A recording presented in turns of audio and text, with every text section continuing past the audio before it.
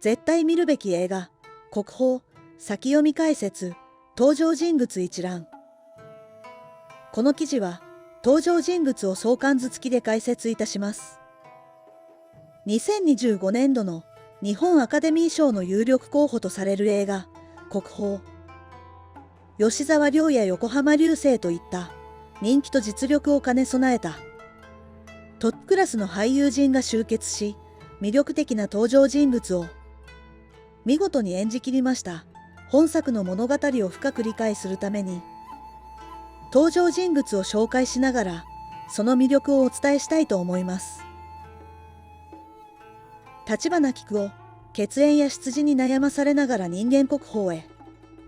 演じ、吉沢亮。この映画の主人公の一人、橘菊夫は、長崎のヤクザの家に生まれながらも、歌舞伎の道を選び、養子として女形の役者として成功を収めた人物です。義父、二代目半次郎の代役として出演した。曽根崎心中で注目を集め、後継者だった俊介が失踪したことで三代目半次郎を襲名。血縁を超えた才能で歌舞伎界の頂点に立ちます。しかし、ヤクザの息子である過去が週刊誌で暴かれ、さらに影響力を持つ上方歌舞伎の当主、吾妻千五郎の娘、明子との恋愛が発覚したことで、上方歌舞伎界から追放されてしまいます。そんな中、病床にあった人間国宝、小野川万菊の支えや、かつての後継者である俊介との再会が彼を励まし、再び女形として歌舞伎の舞台に復帰します。そして最終的には人間国宝まで上り詰めるという栄光を手にしたのです。少年、菊夫、幼少期の橘菊夫。演じ、黒川宗也。橘菊夫は長崎を拠点とするヤクザ、橘組の組長、橘権五郎の息子として生まれました。ある日、宴席で菊夫が女形を披露した際、組同士の抗争が勃発し、菊夫の目の前で父、権五郎は命を落とします。父を失った悲しみに暮れる菊夫は、背中に和彫りを刻み、短刀を手に仇討ちを試みますが、失敗に終わりました。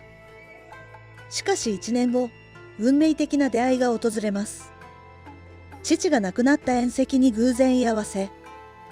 菊夫の女形の美しさに心を奪われた歌舞伎役者、花井半次郎が、彼を養子として迎え入れたのです。菊夫は、半次郎の実母である俊介と共に、まるで兄弟のように育ち、互いに競い合いながら歌舞伎の道を歩み始めます。大垣俊介、上方歌舞伎、丹波屋の跡取り。演じ、横浜流星。大垣俊介は歌舞伎界の名門に生まれるも、公演前夜まで史跡に足を運び、気ままな振る舞いを続ける一方で、菊夫は真摯に歌舞伎と向き合い、努力を重ねていたのです。その違いを見逃さなかった父、半次郎は、大事な公演、曽根崎心中の代役として、実の息子ではなく、養子の菊夫を選んだことで、その運命が大きく変わります。父の決断に傷ついた俊介は、菊夫の圧倒的な演技を目の当たりにし、歌舞伎界から姿を消しました。しかし、父の死後、俊介は再び舞台に戻り、かつての情熱を取り戻します。一方で、菊夫はスキャンダルによって名声を失い、地方を巡る生活を送ることになります。こうして二人の立場は逆転し、俊介は華やかな舞台で輝きを放ちました。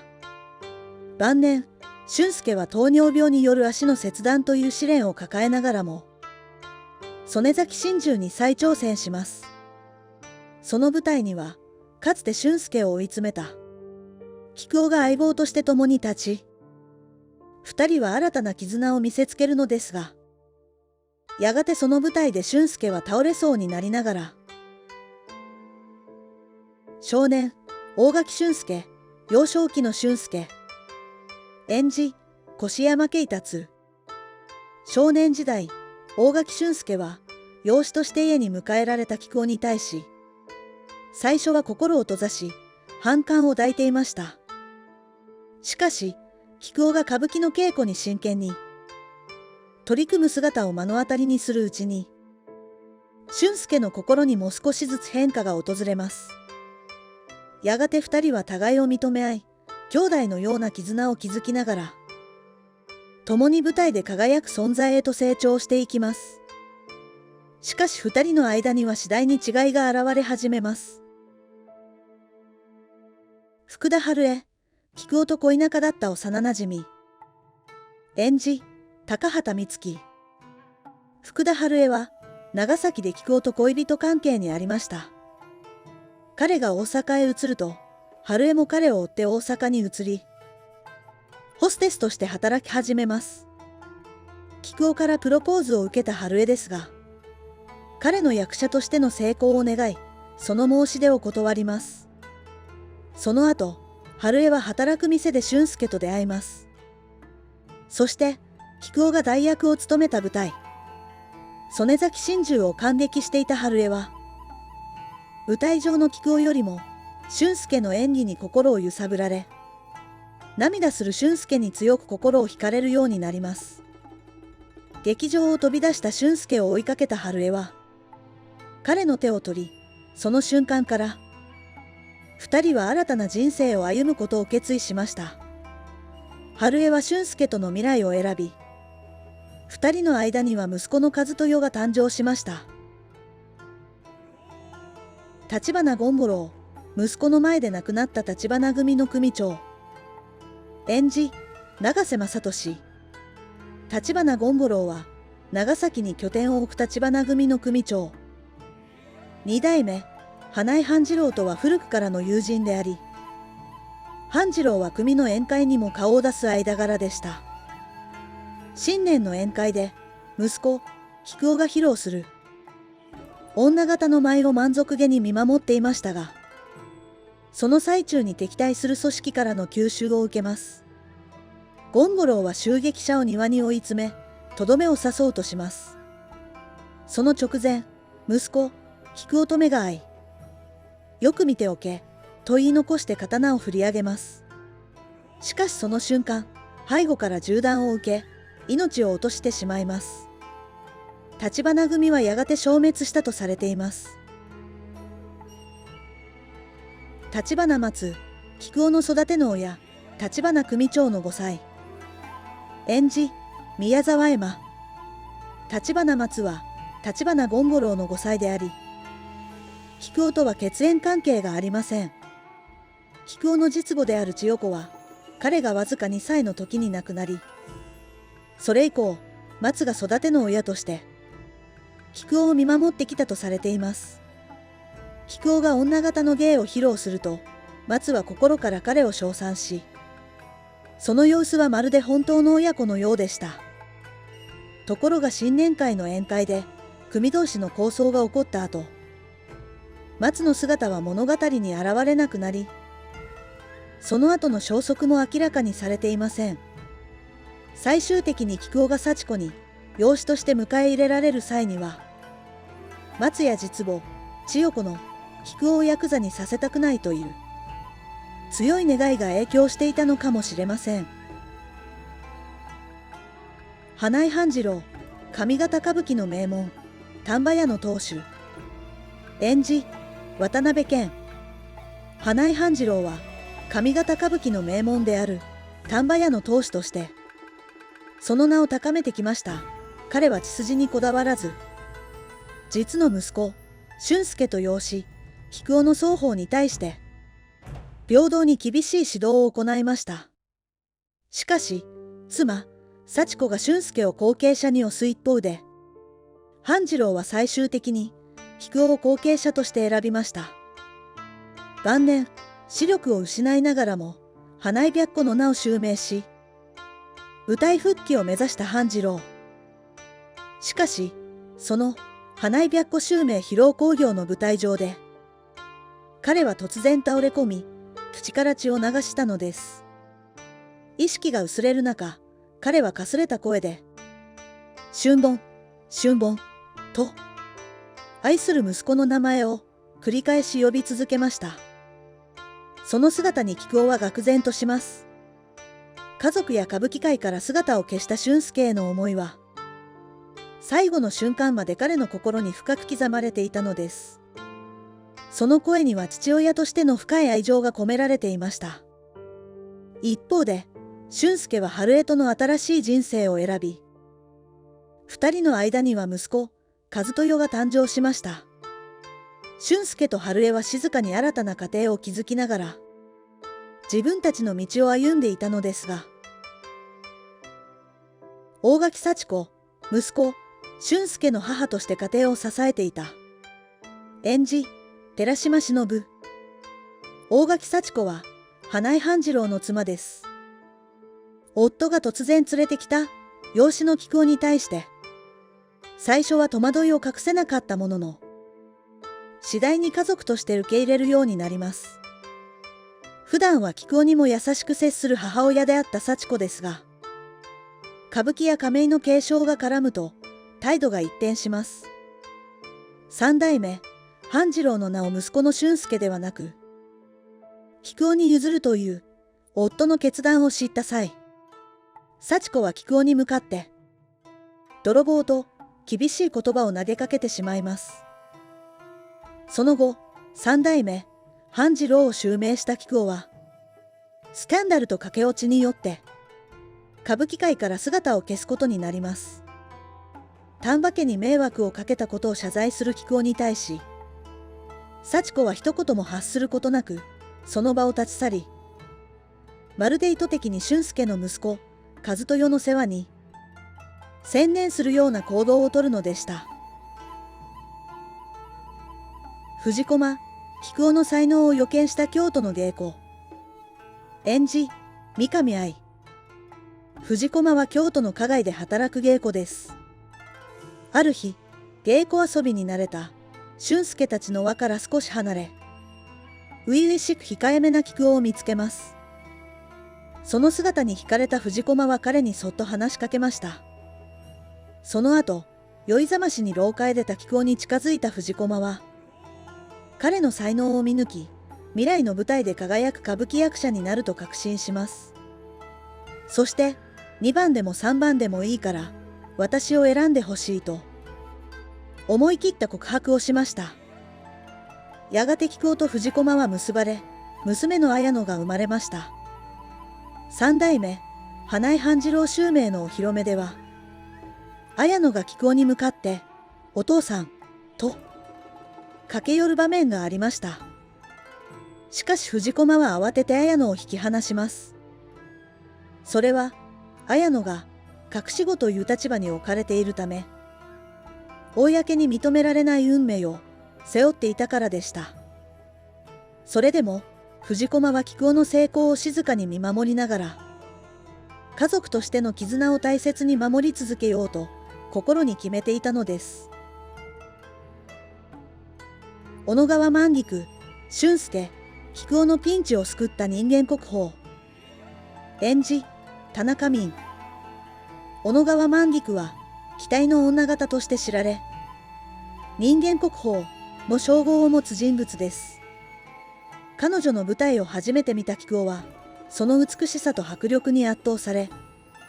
まるで化け物のようだが、美しい化け物だ、と驚嘆しました。かつて歌舞伎界から離れてしまった俊介を、再び舞台に戻したのは万菊でした。稽古をつけながら、万菊は歌舞伎が嫌いでも構わない、と語り、その言葉は俊介だけでなく、菊男の心にも響きました。その後、流浪の末に行き詰まった菊男に、再び助けの手を差し伸べたのも万菊です。病床にありながらも、彼に稽古をつけ、その情熱と指導によって、菊男は再び歌舞伎界へと戻る道を見つけることができました。吾妻千五郎、絶大な影響力を持つ上方歌舞伎の当主。演じ、中村鴈治郎。吾妻千五郎は上方歌舞伎界の名門当主で、その影響力は計り知れないものでした。菊男が二代目半次郎という支えを失い、重要な役を得られなくなったことで相談を持ちかけた際、千五郎は週刊誌の記事を手にしながら、今は静かにしておくべきだと冷静に助言しました。しかし事態が一転したのは、菊男と千五郎の娘明子との関係が明らかになった時です。激怒した千五郎は菊男が稽古をしている場に乗り込み、感情を抑えきれず手を挙げてしまいました。それでも血を流しながら毅然と覚悟の上ですと答える菊男。その場に居合わせた明子もまた自らの意志を貫き、父との縁を切ると宣言するという驚きの行動に出たのです。家族の絆と伝統の重みが交錯する中、それぞれの選択がどのような未来をもたらすのか、誰も予測できない状況となっていきます。吾妻明子、東千五郎の娘、菊男との人生を選んだ女性。演じ、森七菜。明子は吾妻千五郎の娘であり、菊男の人生において重要な存在となる女性です。楽屋をよく出入りしており、菊男は兄のように慕っていた。しかし菊男との関係が明らかになり、父、吾妻千五郎の怒りを買い、親子の縁を切ってしまいます。丹波屋を去る決意をした菊男が、俊介と激しい喧嘩を繰り広げる場面では、明子はその様子を車の中で静かに見守り続けました。その眼差しには、菊男が選んだ厳しい道を、